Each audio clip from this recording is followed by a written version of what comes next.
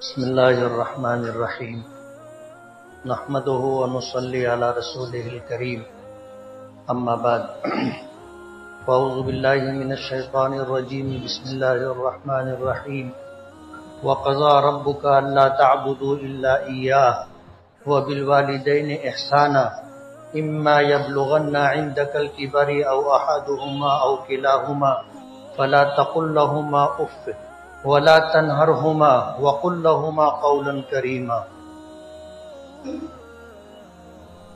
صدق اللہ العظیم۔ بزرگان محترم اور عزیز دوستوں،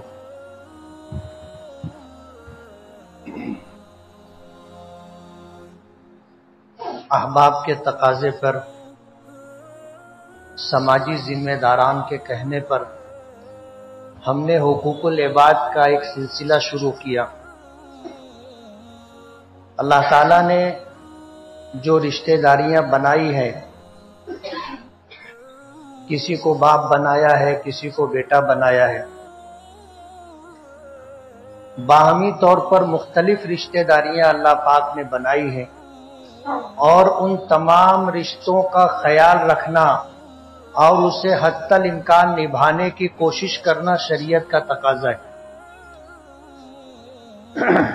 اس میں سب سے اہم رشتہ ماں باپ کا ہوتا ہے۔ اللہ تعالیٰ نے ماں باپ کے حقوق کو اپنے حق کے ساتھ ذکر کیا ہے۔ رشتہ داریوں میں آپ دیکھو گے بہت سارے رشتہ دار ہوتے ہیں، لیکن ان کے حقوق کا تذکرہ اللہ پاک نے اپنے حق کے ساتھ کیا ہو، یہ چیز والدین سے متعلق ملتی ہے۔ قرآن کریم کی جس آیت کی میں نے تلاوت کی ہے، وَقَضَى رَبُّكَ، تیرے پروردگار نے فیصلہ کر دیا ہے، اللہ تعبدوا الا ایاہ، کہ تم اللہ کے علاوہ کسی کی عبادت نہیں کرو گے، صرف ایک اللہ کی عبادت کرو گے، یہ اللہ کا فیصلہ ہے۔ وَبِالْوَالِدَيْنِ احسانا، اور اپنے والدین کے ساتھ حسن سلوک کرو گے، اور اس کے بعد فرمایا اما یبلغن عندک الکبر احدهما او کلاهما، کہ ان دونوں میں سے کوئی ایک یا دونوں بڑھاپے کو پہنچ جائیں، فلا تقل لهما اف، تو اپنے ماں باپ کو اف بھی مت کہنا۔ حالانکہ لفظ اف بہت معمولی چیز ہے، لیکن اللہ پاک نے اس کی بھی نفی کی کہ اپنے ماں باپ کی طرف سے اگر کوئی ناگواری خاطر بات پیش آئے، مزاج کے خلاف کوئی معاملہ والدین کی طرف سے سامنے آئے تو اف بھی مت کہنا۔ وَلَا تَنْهَرْهُمَا، انہیں کبھی جھڑکنا نہیں۔ وَقُلْ لَهُمَا قَوْلًا كَرِيمًا، اور ان سے ہمیشہ بھلی بات کہنا، عزت والی بات، شرافت والی بات، احترام والی بات کہنا۔ وَقُلْ لَهُمَا قَوْلًا كَرِيمًا وَاخْفِضْ لَهُمَا جَنَاحَ الذُّلِّ، اپنے بازوؤں کو ہمیشہ ان کے لیے جھکا کر کے رکھنا۔ آدمی جوان ہوتا ہے، چھاتی چوڑی ہو جاتی ہے، بازو تھوڑا باہر نکل جاتے ہیں، عمر کے ایک حصے میں یہ چیز سب کو ملتی ہے۔ کچھ لوگ اس کا غلط استعمال کرتے ہیں، کچھ لوگ اس کا صحیح استعمال کرتے ہیں۔ اپنی چھاتی چوڑا کر کے، تھوڑا بازوؤں کو پہلو سے الگ کر کے، جس کو ہم لوگ کہتے ہیں اکڑ کر کے چلنا۔ اللہ پاک نے فرمایا اپنے بازوؤں کو اپنے ماں باپ کے لیے جھکا کر کے رکھنا، نرم کر کے رکھنا۔ وَاخْفِضْ لَهُمَا جَنَاحَ الذُّلِّ وَقُلْ رَبِّ ارْحَمْهُمَا كَمَا رَبَّيَانِي صَغِيرًا، اور اپنے ماں باپ کے لیے ہمیشہ دعا کرنا کہ اے میرے پروردگار، ان پر رحم فرما جس طرح میری پرورش کرنے میں، میرے بچپن میں میرے ماں باپ نے مجھ پر رحم کیا تھا۔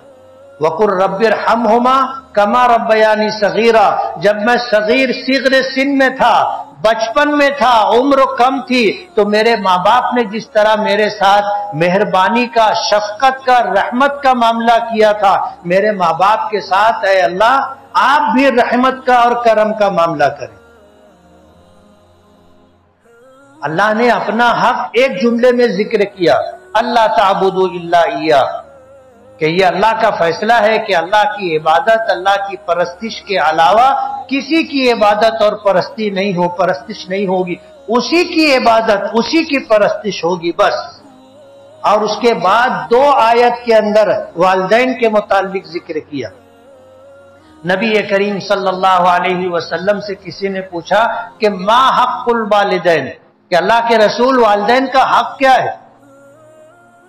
حضور نے فرمایا کہ وہ تیری جنت بھی ہے، تیری جہنم بھی ہے۔ والدین کا حق پوچھا، فرمایا وہ تیری جنت بھی ہے، تیری جہنم بھی ہے۔ ماں کے قدموں کے نیچے جنت ہے اور باپ جنت کا دروازہ ہے۔ ایک حدیث میں حضور نے فرمایا باپ کی رضا، اللہ کی رضا باپ کی رضا کے ساتھ ہے، اللہ کی ناراضگی باپ کی ناراضگی کے ساتھ ہے۔ ہم نے پچھلے 2 ہفتوں میں اولاد کے حقوق، بچوں کے حقوق کا تذکرہ کیا تھا کہ بچوں کا ماں باپ پر کیا حق ہے، بچوں کا ماں باپ پر کیا حق ہے اس کا تذکرہ ہوا تھا، لیکن ماں باپ کا والدین کا اپنے بچوں پر بہت بڑا حق ہے۔ اللہ نے ان کے ذریعے سے ہمیں دنیا دکھائی ہے، اور ہم مسلمانوں کے لیے تو اللہ کا بہت بڑا احسان ہے کہ ہمیں مسلمان ماں باپ عطا کیے، ایسی گود عطا کی جن کو اللہ نے ایمان کی نعمت اور دولت عطا کی تھی۔ اگر ہمیں کسی ایسے ماں باپ کی گود میں ڈالا ہوتا جو آتش پرست ہیں، جو بت پرست ہیں، جو اللہ اس کے رسول کا پسندیدہ دین اسلام چھوڑ کر دوسرے دھرم اور مذہب کو ماننے والے ہوتے، تو آج ہم کہاں ہوتے؟ یہ ہمارے ماں باپ کا ہم پر اتنا بڑا حق ہے کہ ہم زندگی بھر ادا نہیں کر سکتے۔ ایک صحابی حضور سے پوچھنے لگے کہ میری والدہ بوڑھی ہو چکی ہیں، چل نہیں سکتی، کیا میں انہیں اپنے کاندھے پر، اپنی پیٹھ پر لاد کر کے، بٹھا کر کے حج کروں، پیدل حج کروں، تو کیا ماں کا حق ادا ہو جائے گا؟ حضور نے فرمایا نہیں، تیری پیدائش کے موقع پر درد کی شدت کی وجہ سے جو پہلی آہ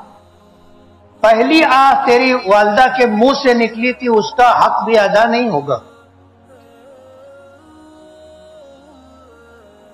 ایک صحابی نے پوچھا کہ اللہ کے رسول، ماں باپ میں سے کس کا حق پہلے ادا کیا جائے، کس کا حق زیادہ ہے؟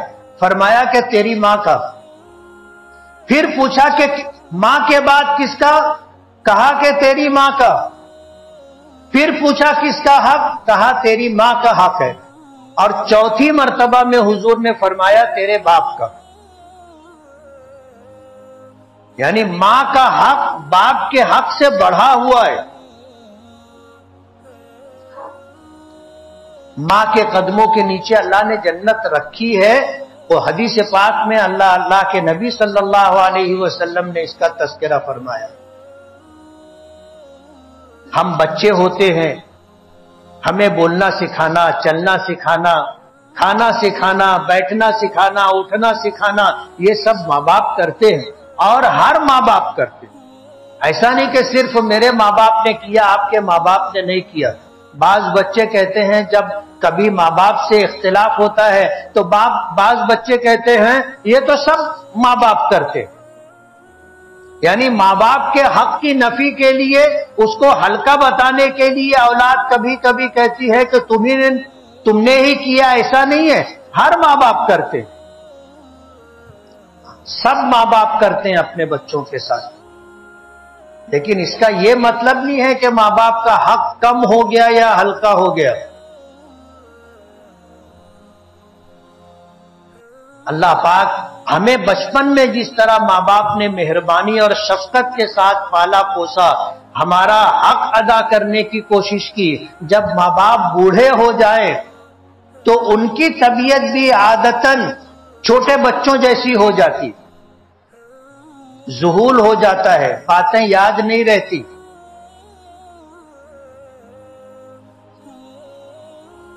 نسیان لاحق ہو جاتا ہے، کھا لیتے ہیں لیکن یاد نہیں رہتا کہ میں نے کھایا ہے. کپڑا بدل لیتے ہیں، یاد نہیں رہتا کہ میں نے کپڑا بدل لیا ہے. کوئی کام ہوتا ہے کسی بچے کو کہہ کر کے کروا لیا، لیکن پھر ذہن میں وہی بات رہتی ہے، بار بار بولتے رہتے، جیسے بچپن میں بچے بولتے. ایک واقعہ پڑھنے میں آیا تھا، اس سے پہلے بھی میں نے بتایا کہ باپ بوڑھا ہو گیا تھا، دیوار پر کوا آ کر کے بیٹھا، بیٹا پاس میں تھا، جوان بیٹا تھا. باپ نے پوچھا کہ بیٹا یہ کیا ہے؟ تو بیٹے نے پہلے باپ کا چہرہ دیکھا، پھر کہا کہ کوا ہے. باپ نے دوسری مرتبہ پوچھا کہ بیٹا یہ کیا ہے؟ بیٹے نے ناگواری کے ساتھ کہا کہ کوا ہے. پھر باپ نے تھوڑی دیر کے بعد پوچھا کہ بیٹا یہ کیا ہے؟ بیٹے کا لہجہ دوسرے میں ہی بدل گیا تھا، تیسرے میں کہنے لگا بتا دیا نا کہ کوا ہے. جھڑک کر کے یہ بات کہی.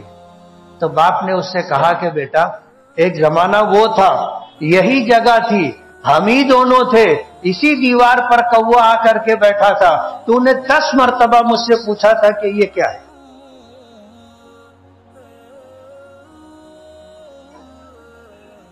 میں بار بار بتاتا رہا کہ یہ کوا ہے، اور تو بار بار پوچھتا رہا کہ ابا یہ کیا ہے. میرا لہجہ تو کبھی نہیں بدلا تھا. اللہ پاک نے اسی دونوں حالتوں کا تقابل کر کے بتایا کہ وَقُلْ رَبِّ ارْحَمْهُمَا كَمَا رَبَّيَانِي صَغِيرًا، کہ جب میں بچہ تھا تو میرے ماں باپ نے جس طرح میری پرورش کی تھی، مہربانی اور رحمت کے ساتھ میرے ماں باپ پر بھی آپ اسی طرح رحمت اور شفقت کا معاملہ کریں. ماں باپ کا حق بہت ہے. علماء نے لکھا ہے کہ ان کا 7 حق تو زندگی کا ہے اور 7 حق مرنے کے بعد کا ہے. ماں باپ کا 7 حق زندگی کا ہے اور 7 حق مرنے کے بعد کا ہے. زندگی کے حقوق میں سے پہلا حق یہ ہے کہ دل سے ان کی عزت اور احترام کرنا، دکھاوے کے لیے نہیں. عزت اس طرح کرنا، احترام اس طرح کرنا کہ دکھ کر کے آئے کہ ہم اپنے ماں باپ کی کتنی عزت اور کتنا احترام کرتے ہیں. دکھ کر کے آنا چاہیے، دکھانے کی ضرورت نہ پڑے. دل سے اپنے ماں باپ کی عزت کرنا، ان کا احترام کرنا. اللہ پاک نے فرمایا کبھی ان کو اف بھی مت کہنا. ماں باپ سے طبیعت کے خلاف بات پیش آ سکتی ہے. ایسا کوئی معاملہ ہو سکتا ہے کہ وہ بات ہمیں پسند نہ ہو، ہمیں ناگوار گزرے، ہمیں خراب لگے، برداشت کر لینا. نہ برداشت ہو وہاں سے ہٹ جانا. لیکن ماں باپ کو برا بھلا کہنا. ایک حدیث میں آتا ہے اللہ کے رسول صلی اللہ علیہ وسلم نے فرمایا کبھی اپنے ماں باپ کو گالی مت دینا. تو ایک صحابی کہنے لگے کہ اللہ کے رسول ماں باپ کو کون گالی دے گا؟ آج تو کوئی بڑی بات نہیں سمجھی جاتی.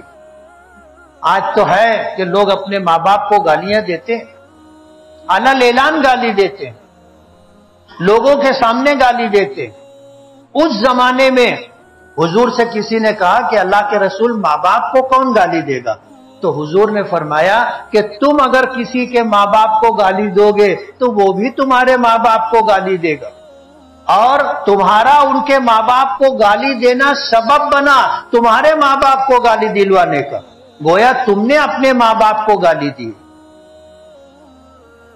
آپ اندازہ کریں کہ ایسا کوئی معاملہ ہمارے ذریعے سے ماں باپ کے علاوہ کسی اور کے ساتھ پیش آئے جس کی وجہ سے ہمارے ماں باپ کی بے عزتی ہو، ان کا نام خراب ہو، لوگ ان کو برائی کے ساتھ یاد کریں، اس سے بھی بچنا ضروری ہے.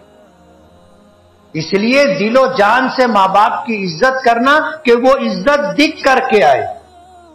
وہ عزت دکھ کر کے آئے، دکھاوے کی ضرورت نہ ہو۔ ماں باپ کے ساتھ حسن سلوک کرنا، جو برتاؤ ہمارا آپس کا ہوتا ہے اس برتاؤ میں بہترین برتاؤ جس کو حسن سلوک کہا جاتا ہے، ماں باپ کا حق ہے ان کے ساتھ حسن سلوک کرنا، شریعت کے دائرے میں رہتے ہوئے اپنے ماں باپ کی اطاعت اور فرما برداری کرنا۔ اطاعت و فرما برداری سب سے پہلا حق اللہ کا ہے، اور نبی کریم صلی اللہ علیہ وسلم نے فرمایا لا طاعت لمخلوق فی معصیت الخالق، ایسی اطاعت و فرما برداری ماں باپ کی جس میں اللہ کی نافرمانی ہو اس کی اجازت نہیں، اس کی اجازت نہیں۔ شریعت کے دائرے میں رہتے ہوئے ماں باپ کی اطاعت و فرما برداری کی جائے گی۔ اگر ماں باپ شریعت کے دائرے کے باہر کچھ کروانا چاہیں تو ان کی بات پھر نہیں مانی جائے گی۔ جیسے نماز کا وقت ہو گیا ہے، فرض نماز باجماعت ادا کرنا اللہ کا حق ہے، عبادت اور پرستش اللہ کا حق ہے۔ ماں باپ اگر اس سے منع کرے تو ماں باپ کی بات نہیں مانی جائے گی۔ ماں باپ روکے کہ نہیں نماز مت پڑھنا، ماں باپ کی بات نہیں مانیں گے، اللہ کی بات مانی جائے گی۔ اللہ کی اطاعت و فرما برداری میں کسی کی اطاعت و فرما برداری نہیں، ہر حال میں اللہ کی اطاعت کی جائے گی، اور اللہ کی اطاعت و فرما برداری کے ساتھ شریعت کے دائرے میں رہتے ہوئے ماں باپ کی اطاعت و فرما برداری کی جائے گی۔ اور چوتھا حق ماں باپ کے احسانات کی قدر دانی کرنا۔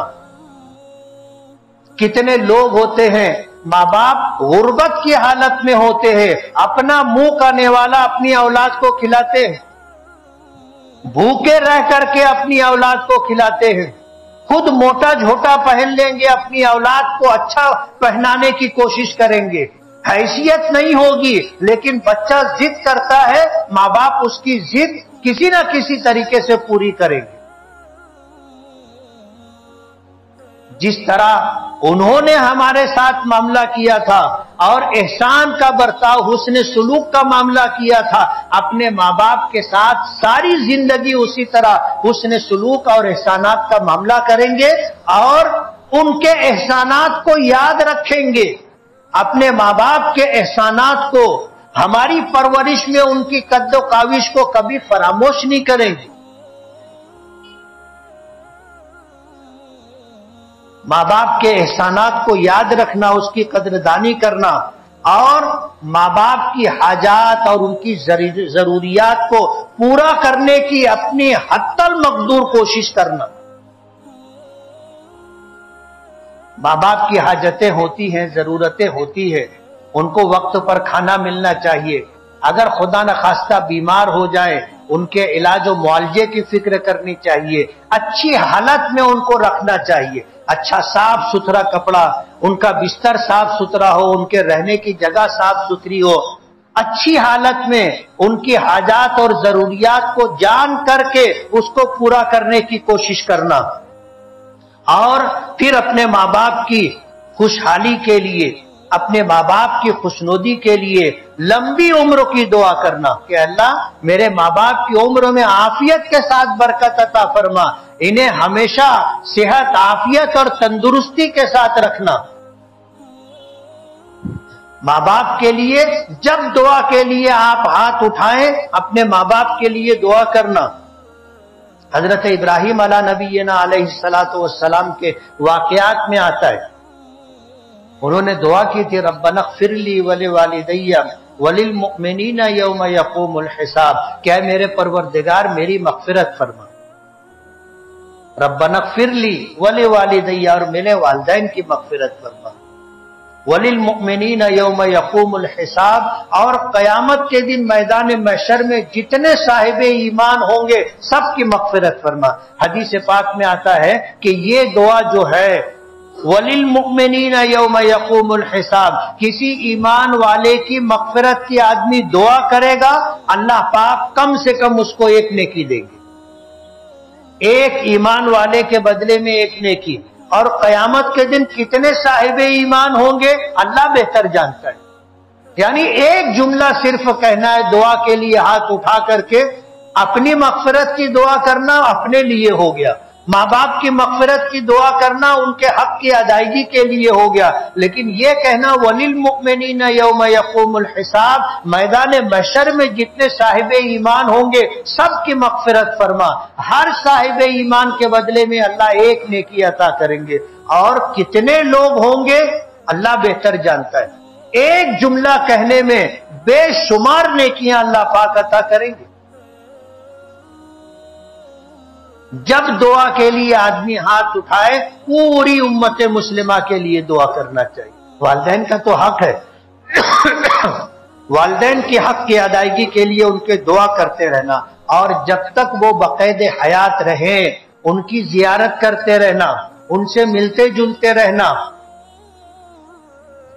حدیث پاک میں آتا ہے کہ اپنے ماں باپ کی آدمی زیارت کرے اللہ تعالیٰ اسے مقبول عمرے کا ثواب عطا کرتے. حج کرنے میں، عمرہ کرنے میں کتنے پاپڑ بیلنے پڑتے ہیں تب جا کر کے حج عمرے کا ثواب ملتا ہے. اللہ پاک نے اجر و ثواب کے لیے وہ نعمت گھر میں رکھی ہے. اپنے ماں باپ کی زیارت کرنا یعنی ان کو دیکھنا، ان سے ملنا، ان کے پاس بیٹھنا، تھوڑا سا ان کو وقت دینا. ایک مرتبہ محبت کی نظر سے باپ کو دیکھنا، ایک مرتبہ محبت کی نظر سے ماں کو دیکھنا، مقبول عمرے کا ثواب اللہ پاک عطا کرتے.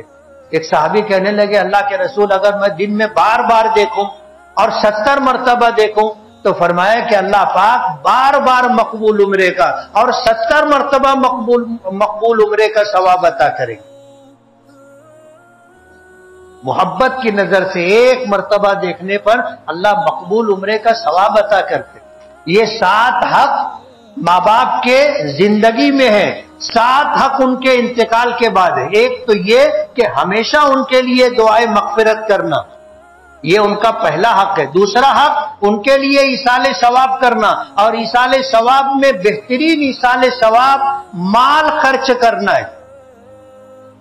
بہترین ایصال ثواب ان کی طرف سے صدقہ کرنا، ان کے ایصال ثواب کے لیے مسجد بنوانا، مدرسے بنوانا، عام انسانوں کی راحت کے لیے کوئی کام کرنا، کنواں کھدوا دینا، ان کے ایصال ثواب کے لیے راستہ بنوا دینا، ان کے ایصال ثواب کے لیے درخت لگا دینا. مال خرچ کرنا بہترین ایصال ثواب، بہترین ایصال ثواب. آج ہماری مسجد میں معمول کے مطابق مدرسہ اسلامیہ کا چندہ ہونے والا ہے، اور اس سے پچھلے مہینے میں معہد ملت کا چندہ ہوا تھا، معمول سے کچھ کم ہوا تھا. اس وقت ذمہ داروں کی طرف سے اور ساتھیوں کی طرف سے بات یہ آئی تھی کہ جب جس جمعہ میں مسجد میں مدرسوں کا کسی مخصوص مدرسے کا چندہ ہونے والا ہو تو اسے اخبار میں پہلے سے دے دیا جائے تاکہ لوگ آئیں تو مدرسے کے تعاون کے لیے کچھ پیسہ آتے ہوئے ساتھ میں لے کر کے آئے. ایسے ہم لوگوں کا معمول ہے کپڑا اتارے تو کپڑے میں جو کچھ رہتا ہے وہ رہنے دیتے. جمعہ کی نماز کے لیے جو کپڑا پہن کے آتے ہیں ایسے سپاٹ جیب لے کے آتے، خالی جیب. ہم نے پیچھے کہا تھا کہ جب جمعہ کی نماز کے لیے آئیں تو مسجد کے تعاون کی نیت سے اپنی حیثیت کے مطابق جیب میں پیسہ لے کر کے آئے. جب ڈبہ گھومے تو اس میں ٹن سے آواز نہیں آنی چاہیے کہ آدمی مسجد کو روپیہ 2 روپیہ 5 روپیہ 10 روپیہ کا سکہ ڈالتا ہے. یہی وہ چیزیں ہیں جو ہمارے ساتھ جائے گی، باقی جو کچھ ہے وہ سب یہی رہ جائے گا، ساتھ میں جانے والا نہیں ہے. حضور پاک صلی اللہ علیہ وسلم نے فرمایا انسان کہتا ہے میرا مال میرا مال میرا مال. پوچھا کہ بتاؤ انسان کا مال کیا ہے؟ عام آدمی تو ایسے دیکھے گا میرا بنگلہ، میری سواری، میرا کپڑا، میرا بینک بیلنس، حضور نے فرمایا کہ نہیں، انسان کا مال کیا ہے معلوم ہے؟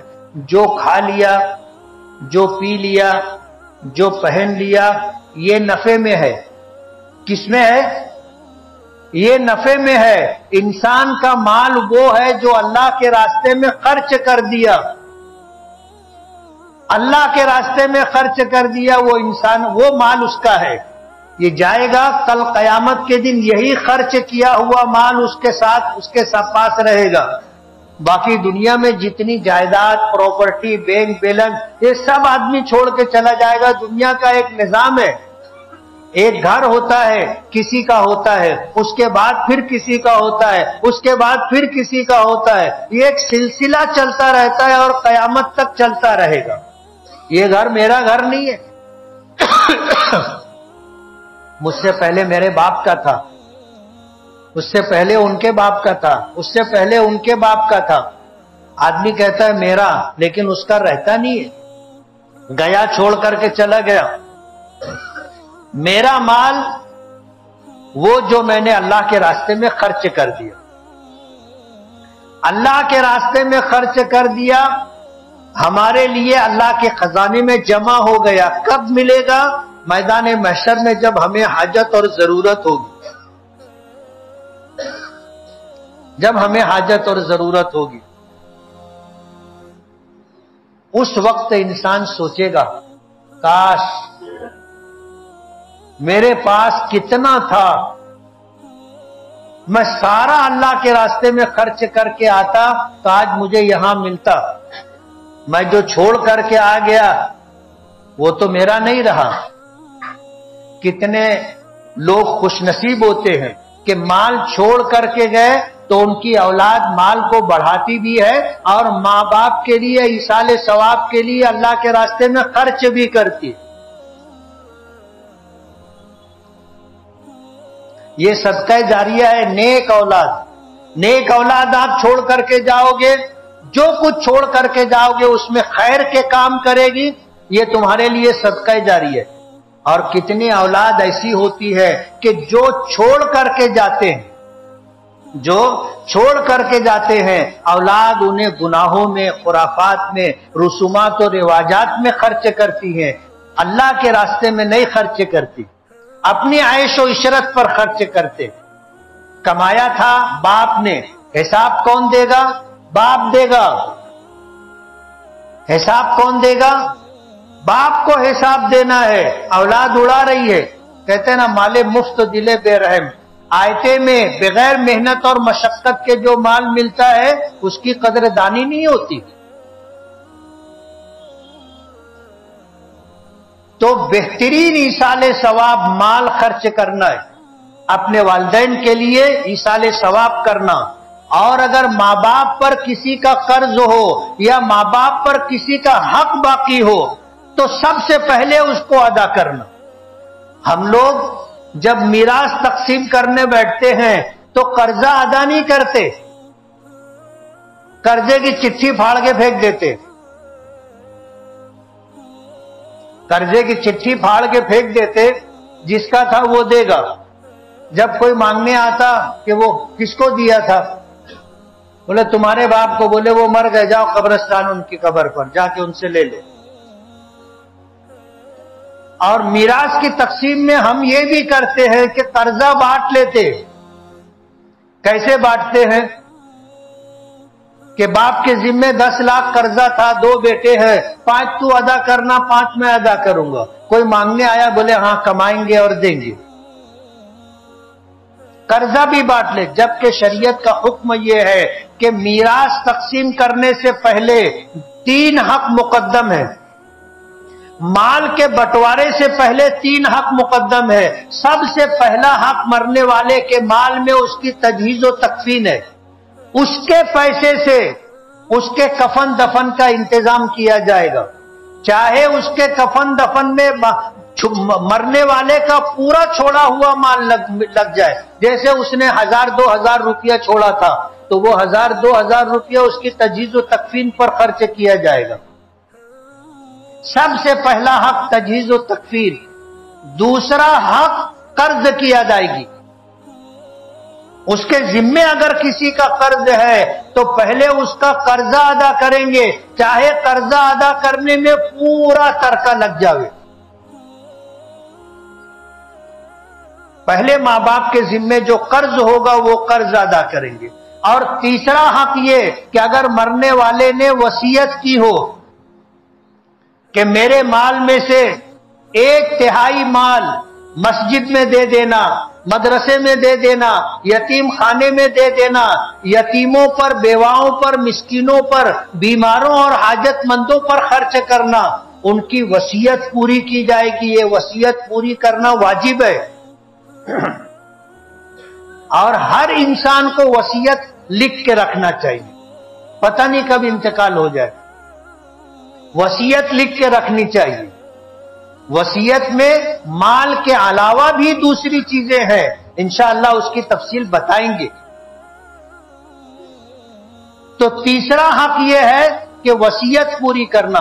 مثال کے طور پر سب کچھ کر کے، تجہیز و تکفین کر کے، قرض ادا کر کے 3 لاکھ روپیہ بچا، اس نے وصیت کی تھی کہ 1/3 مال مسجد میں دینا، تو 1 لاکھ روپیہ مسجد میں دے دیا جائے گا۔ اب بچا 2 لاکھ، اس میں ہی بٹوارا ہوگا۔ ہمارے یہاں یہ سب کچھ نہیں دیکھا جاتا، نہ قرضہ دیکھا جاتا ہے، نہ وصیت دیکھی جاتی ہے، بس سارا مال بانٹنے کے چکر میں لوگ رہتے۔ اگر ماں باپ نے کوئی وصیت کی ہے تو ان کی قرض ان کے ذمے باقی ہے تو قرض ادا کیا جائے گا، یہ ان کا حق ہے۔ اور پھر اگر انہوں نے کوئی وصیت کی ہے تو وصیت پوری کی جائے گی۔ اور اس کے بعد ماں باپ کے ملنے جلنے والوں کے ساتھ حسن سلوک کرنا۔ میرے والد کے جو دوست تھے، ان کے ساتھ رہنے والے جو لوگ تھے، جس طرح میں اپنے والد کی عزت کرتا تھا، ان کے مرنے کے بعد ان کے دوستوں کی بھی عزت کرنا میرے ذمہ لازم ہے، یہ باپ کا حق ہے۔ ماں کی جو سہیلیاں تھیں، ماں سے ملنے جلنے والی جو خواتین تھی، میرے ذمے ماں کا حق یہ ہے کہ میں ان کے اپنی ماں کی سہیلیوں کی عزت کروں، ان کا احترام کروں۔ اور کبھی ملاقات ہو جائے تو جس طرح ماں کے ساتھ پیش آتے ہیں حسن سلوک اور احترام و عزت کے ساتھ، اسی طرح ان کے ساتھ بھی معاملہ پیش ہوگا۔ اور پھر خدا نہ خواستہ باپ کے ملنے جلنے والے، ماں کے ملنے جلنے والیوں کو اگر کسی کو مدد کی ضرورت ہو، بیماری ہے، بے آرامی ہے، کوئی اور معاملہ ہے، اور آج ان کو مالی مدد کی ضرورت ہے، تو اپنے ماں باپ کے دوستوں اور سہیلیوں کی بوقت ضرورت مالی مدد کرنا، یہ بھی ان کا حق ہے۔ آخری حق ماں باپ کے انتقال کے بعد وقتاً فوقتاً ان کی قبروں کی زیارت کرنا۔ بہتر ہے جمعہ کے دن اپنے ماں باپ کی قبروں پر جانا چاہیے۔ نبی کریم صلی اللہ علیہ وسلم نے، زمانہ جاہلیت تھا، لوگ قبر پرستی میں مبتلا تھے، قبروں کو سجدہ کرنا، قبروں کے ساتھ طواف کا معاملہ کرنا۔ حضور پاک صلی اللہ علیہ وسلم نے منع کر دیا کہ قبرستان جانا منع ہے۔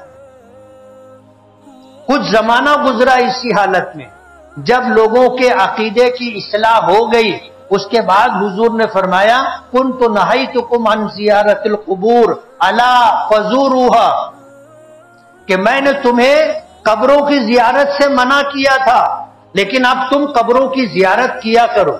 تو ماں باپ کے حق میں سے 7واں حق ان کے انتقال کے بعد یہ ہے کہ وقتاً فوقتاً ان کی قبروں کی زیارت کرنا۔ جب جاتا ہے انسان قبر پر سلام کرتا ہے، تو پھر حضور پاک صلی اللہ علیہ وسلم نے فرمایا کہ اگر ماں باپ جنتی ہیں، صاحب قبر اگر جنتی ہے، اللہ اس کی روح کو واپس کرتا ہے، وہ ہمارے سلام کا جواب دیتے ہیں،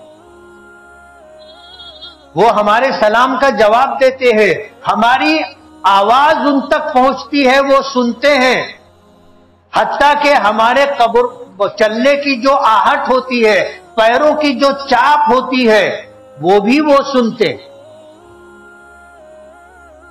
اپنے ماں باپ کی وقتاً فوقتاً ان کی قبروں پر حاضری دینا، قبر پر جا کر کے سلام کرنا، قبر پر قبر کے پاس بیٹھ کر کے کچھ پڑھنا، اتنی آواز سے پڑھنا کہ وہ سن سکیں، آج وہ نہیں پڑھ سکتے، یعنی اگر پڑھیں تو ان کو ثواب نہیں ملے گا۔ آج زندگی میں ہم پڑھتے ہیں، ہم کو ثواب ملے گا، لیکن انتقال کے بعد آدمی سبحان اللہ الحمدللہ لا الہ الا اللہ کہہ سکتا ہے، لیکن ثواب نہیں ملے گا۔ ثواب کہاں ملے گا؟ آج زندگی میں ہم جو پڑھیں گے اس کا ثواب ملے گا۔ تو اپنے والدین کی قبروں پر جانا یہ ان کے حقوق میں سے 7واں حق ہے۔ تو 7 حق زندگی کے ہیں اور 7 حق ان کے انتقال کے بعد ہیں، اس کی ادائیگی ضروری ہے۔ اللہ تعالیٰ جن کے والدین کا انتقال ہو گیا ہے اللہ ان کی مغفرت فرمائے، اور جن کے ماں باپ بقید حیات ہیں یا دونوں میں سے کوئی ایک ہے، آج ان کے ساتھ حسن سلوک کرنا،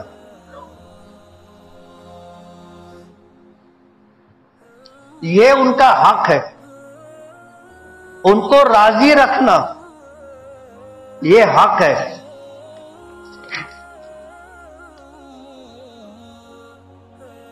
اس کا اہتمام کرنا ہے، کریں گے نا انشاءاللہ۔ وقت نہیں ہے، 2 بات اور کہنی۔ ایک تو مدرسہ اسلامیہ بڑا قبرستان اپنے یہاں کا قدیم ادارہ ہے، حضرت مولانا جمال الدین لبیب انوری رحمت اللہ علیہ وہ اس ادارے کے بانی ہیں، اور اپنی ساری زندگی انہوں نے وہاں پر صرف کی، اس ادارے کو پروان چڑھایا، ادارے سے ہزاروں فیض یافتہ حفاظ اور علماء آج الحمدللہ دین کی خدمت کر رہے ہیں۔ ہمارے شہر کا ادارہ ہے، ہم پر ادارے کا حق ہے، اس کو ادا کرنا ہماری ذمہ داری ہے۔ دوسری بات یہ کہنی ہے کہ 16-17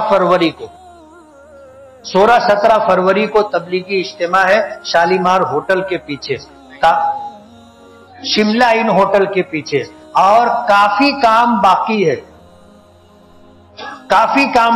ہے۔ کئی مرتبہ میرا جانا ہوا، آج صبح بھی جانا ہوا تھا، ہم لوگ دیکھ کر کے آئے۔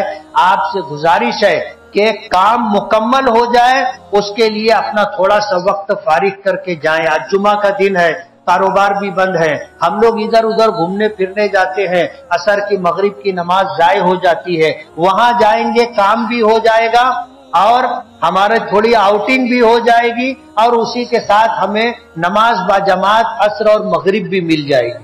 اس لیے کام کرنے کے لیے بھی وہاں پر پہنچے، اور اپنے اوقات میں سے 16-17 یہ 2 دن فارغ کر کے 16 کی ظہر سے اجتماع شروع ہوگا اور 17 کی عشاء تک اجتماع چلے گا، اپنے اوقات کو فارغ کر کے وہاں پر پہنچے۔ وآخر دعوانا ان الحمدللہ رب العالمین۔